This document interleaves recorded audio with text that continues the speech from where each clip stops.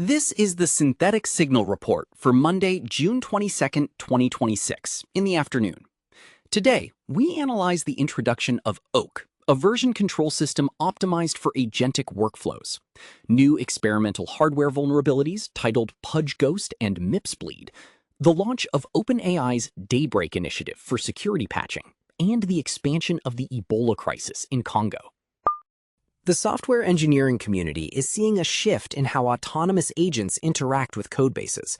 The release of Oak introduces a version control system built specifically for AI agents rather than human developers. Unlike traditional Git workflows, Oak utilizes virtual mounts, allowing agents to work on tasks in both local and cloud environments without needing to download full repository copies. By eliminating the friction of fighting work trees or managing massive data transfers, Oak optimizes the speed and context window efficiency for agentic loops. This represents a structural transition where version control is becoming a machine-native interface rather than a human-centered logging tool. Researchers from the University of Tokyo, ETH Zurich, CISP, and Riken have identified PuDGhost, an interference phenomenon in processing using DRAM operations. The team discovered that a specific operation in one memory column can corrupt computation results in another column on the same chip. This indicates a physical, hardware-level threat to data integrity in next-generation DRAM. Separately, researchers at the Rochester Institute of Technology have exposed MIPSBLEED. This vulnerability uncovers microarchitectural timing leaks in embedded processors that utilize simultaneous multithreading. By leveraging cross-core timing channels, attackers can potentially extract sensitive data from secure execution environments. Both developments underscore a growing crisis in hardware trust, as performance-optimizing features in chips are being weaponized against system security. OpenAI has launched Daybreak, a multifaceted initiative aimed at scaling vulnerability management.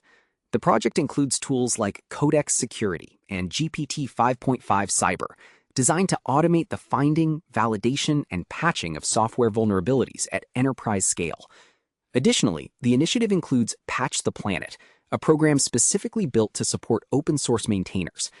By leveraging AI-assisted expert review, the goal is to bridge the gap between the speed of vulnerability discovery and the reality of human-managed maintenance cycles. In the biological domain, the Ebola outbreak in eastern Congo has surpassed 1,000 confirmed cases, with 254 deaths reported. Authorities emphasize that the primary challenge remains contact tracing, as the movement of affected individuals through volatile regions creates significant hurdles for medical response teams. This development is being monitored closely by global health organizations as a reminder of the fragility of medical infrastructure in the face of rapid pathogen spread. Community chatter is currently focused on the following items. First, there is significant discourse regarding the potential for AI-borne cyber attacks, with the Five Eyes Intelligence Alliance warning that models capable of taking down business and government infrastructure are mere months away.